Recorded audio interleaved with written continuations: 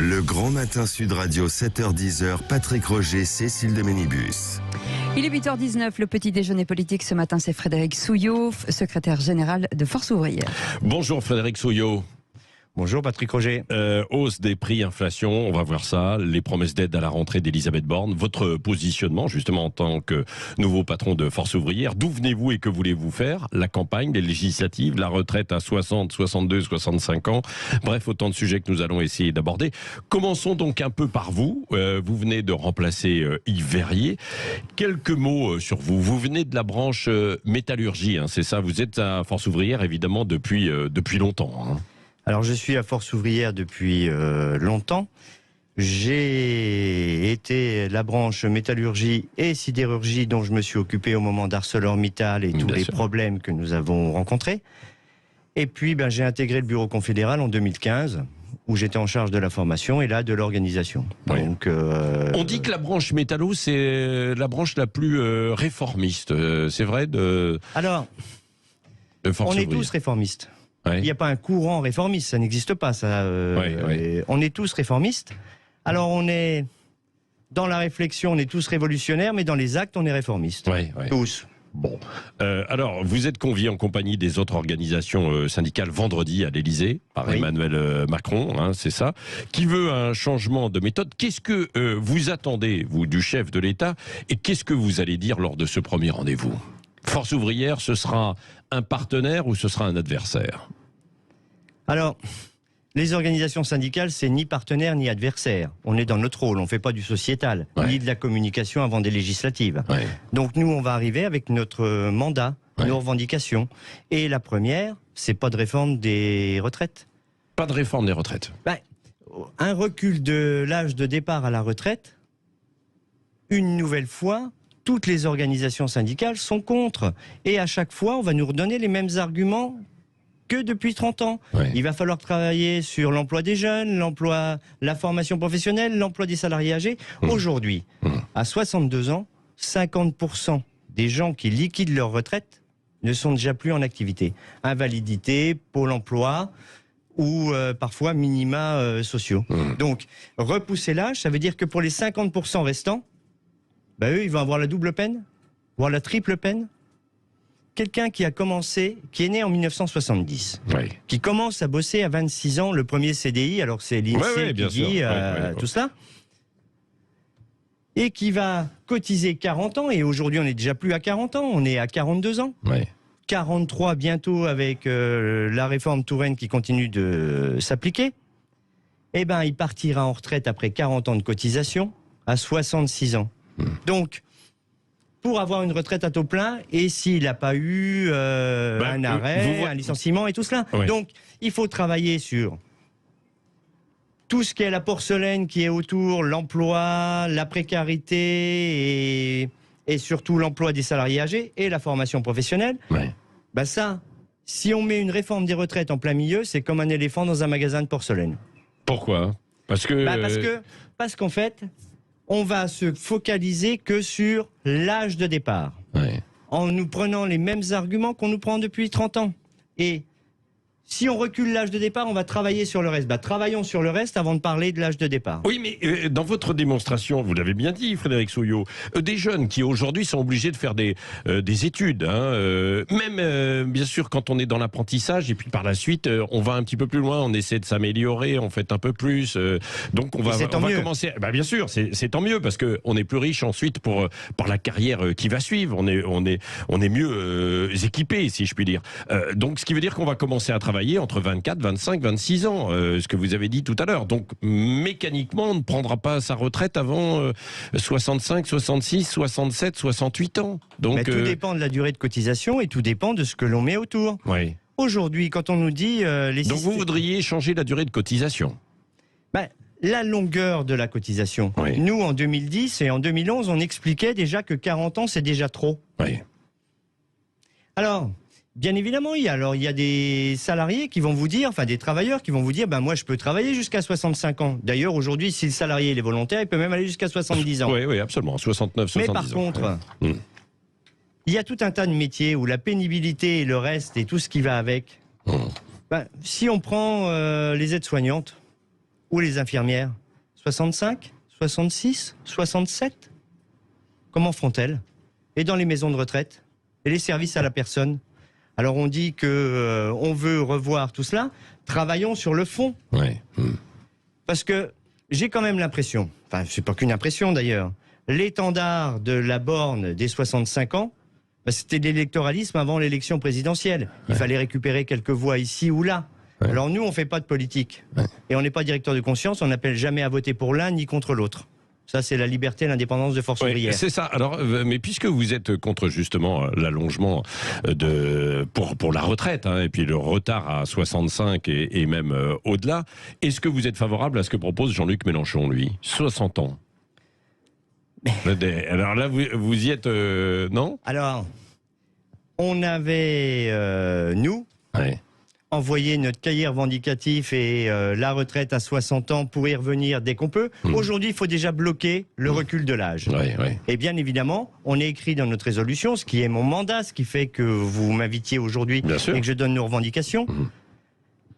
Retour à 60 ans et à 37,5 années de cotisation, si jamais, dès que ce sera possible. Mais aujourd'hui, pas de recul de l'âge de départ à la retraite. Ouais. Pas de recul. Bon, en tout cas, on l'a compris, ça ce sera donc évidemment un élément très important dans le quinquennat qui arrive pour Emmanuel Macron, pour vous, pour l'ensemble en fait des forces politiques, cette réforme des retraites. Et Emmanuel Macron qui a annoncé un Conseil national de la refondation, hein, Ouais. dont les syndicats vont faire partie. Est-ce que vous avez espoir dans ce nouveau Conseil et à quoi va-t-il servir? Alors, vous savez, il y a l'adage qui dit que l'espoir fait vivre. Ouais. Mais si on est syndicaliste, il nous faut de l'optimisme, de l'enthousiasme, et l'espoir, c'est pas ce qui nous régit tous les jours. Ouais. Maintenant, Conseil national de la refondation, reprendre le cycle du Conseil national de la résistance. Ouais.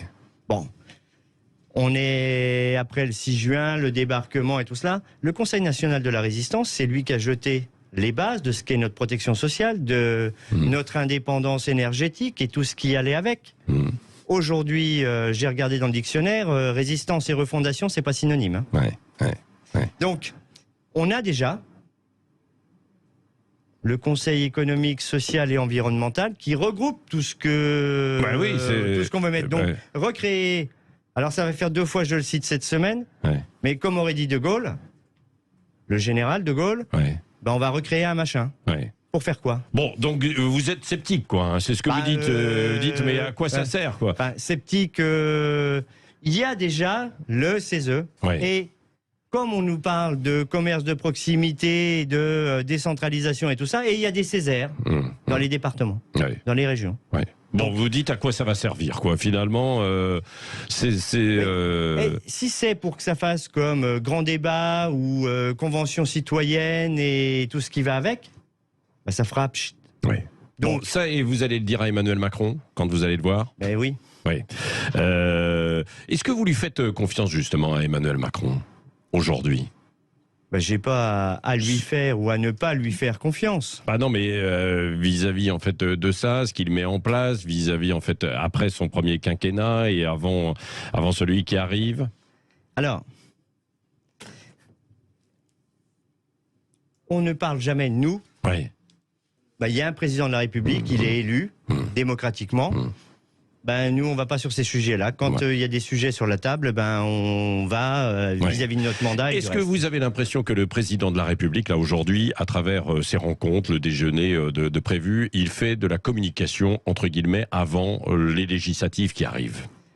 Ben, c'est un petit peu l'impression que ça donne. Oui. C'est même peut-être cela. Maintenant, ils veulent faire. Oui. Ben, faisons-le. Oui. Mais par contre, Vous n'allez pas le boycotter, ce rendez-vous? Non, il n'est pas question de boycotter des rendez-vous avec le chef de l'État. je crois qu'on réclame, les organisations syndicales, les 5, on réclame ce rendez-vous Oui. depuis le résultat, enfin depuis le 2e tour de l'élection présidentielle. Oui. Bon. Il aurait peut-être été plus opportun que ça ait lieu la semaine dernière ou la semaine prochaine, puisque je crois que le patronat, lui, est reçu mardi. Oui. Pas à la veille, en tout cas, du premier tour des législatives. Alors la veille ou l'avant-veille du premier tour, de toute façon, il fallait caler des agendas. Ouais. Bon, mais ça ne nous empêchera pas de dire. Oui, ce que vous pensez. Oui, ce que vous pensez. Il y a parmi les sujets, évidemment, le pouvoir d'achat. C'est l'une des principales questions. La Première ministre, Elisabeth Borne, a annoncé hier qu'une aide serait versée à la rentrée pour les plus modestes, directement sur les comptes en banque. Qu'est-ce que vous pensez de la façon dont Elisabeth Borne mène les choses aujourd'hui, notamment face à cette hausse des prix et ces mesures pour le pouvoir d'achat? Alors, Elisabeth Borne, elle a mis ça en termes de priorité, le pouvoir d'achat. Maintenant, sur le pouvoir d'achat, bien évidemment, on ne va pas être contre ce qui va être distribué. Mais nous, ce qu'on dit, c'est l'augmentation des salaires et des minima sociaux. Et Elisabeth Borne, l'année dernière, déjà, quand on demandait un coup de pouce au SMIC, c'était aussi parce que l'inflation commençait déjà à décoller. Alors maintenant, par virement sur le compte et tout cela, d'accord, mais c'est la décision de l'exécutif. Maintenant, quand vous allez virer 60 ou 100 euros, alors on n'a pas le montant tout à fait exact, non, pas encore, sur un compte d'un travailleur précaire, ça va servir à quoi? À boucher un peu de découvert ou à payer des frais bancaires pour la banque? Ce que vous dites, alors, je ne sais pas si c'est la bonne idée. Bon. Est-ce que ces mesures sont adaptées, en fait, ces mesures d'aide? Est-ce que vous êtes, Frédéric Souillot, pour des aides ponctuelles comme celle-ci, ou alors des mesures structurelles plus profondes, comme vous avez dit, l'augmentation, par exemple, du SMIC à 1 500 €? C'est ce que vous réclamez, hein? Donc nous, on est sur des mesures de fond, augmentation des salaires, parce que c'est avec le salaire qu'on remplit son frigo tous les jours. Et le prix du carburant et tout ce qui va avec, tout ce qui a augmenté, plus votre salaire est bas, moins vous y arrivez. Et au bout du bout, comment vous remplissez le frigo pour nourrir les gosses, quoi. C'est pas autre chose. Donc augmentation des salaires. Mais pour l'augmentation du SMIC à 1 500 €, ça entraînerait forcément et mathématiquement une revalorisation des salaires qui sont juste au-dessus. Et là, c'est aux entreprises, ce n'est pas forcément l'État de décider. Est-ce que ça, c'est possible, en fait? Est-ce que c'est jouable? Oui, c'est jouable. L'augmentation des salaires dans les entreprises? Augmentation du SMIC, négociation dans les branches, dans les entreprises pour réévaluer les coefficients, et puis aussi la fonction publique. Parce qu'il y a combien de fonctionnaires qui sont juste en dessous, juste à ras le SMIC? On demande un coup de pouce depuis l'année dernière. Et pas que l'année dernière. Mais s'il n'y a pas cette augmentation, l'échelle mobile des salaires qui n'existe plus, mais qui existait avant, elle ne se mettra pas en route. Et puis, sur les primes, là, alors il faut faire des choses, puisque l'inflation est galopante et tout cela. Mais il ne faudrait pas qu'à un moment, on nous les retourne en disant il y a trop d'assistanat. Ou que, pour reprendre une phrase connue, que ça nous coûte un pognon de dingue. Il faut qu'il y ait des mesures plus structurelles et pas forcément que des aides. C'est ce que vous dites. Si on n'est que sur les mesures structurelles, on avance pour tout le monde. Un mot aussi, Frédéric Souillot, qui quitte un petit peu le domaine économique et social. Vous êtes syndicaliste de longue date, vous êtes donc habitué aux manifestations. En ce moment, on le remarque lors des différents mouvements, il y a de plus en plus en fait de violence dans des manifestations de la part d'individus et peut-être aussi avec les forces de l'ordre, avec les policiers. Quel est votre sentiment justement par rapport à cette société que l'on dit de plus en plus violente, quoi? Alors là, je ne sais pas si c'est la société qui est devenue plus violente. En même temps, l'ordre public, dans les manifestations, il incombe pas aux organisations syndicales. Il incombe au ministre de l'Intérieur et au préfet de police. Il y a toujours eu un peu. Là, c'est vrai que mais les dernières manifestations que nous avons faites se sont très très bien déroulées. Il n'y a pas eu de sujet. Frédéric Souillot, aussi un mot sur Elisabeth Borne qui a créé la polémique hier en répondant à une femme handicapée, je ne sais pas si vous l'avez entendu, qui déplorait de ne pas avoir l'allocation déconjugalisée. En fait, vous savez, ce problème qui accompagne les couples. Est-ce que c'est un faux pas dans la manière de répondre d'Elisabeth Borne hier? On va essayer de pas tout mettre sur faux pas et tout cela. Maintenant, dire à cette dame, Ouais. bon, on pourrait vous aider à retrouver un emploi. Ouais. La première chose qu'elle pense, c'est comment est-ce que elle peut vivre avec son handicap d'abord. Ouais. Merci Frédéric Souillot, secrétaire général de Force Ouvrière, qui était l'invité ce matin de Sud Radio.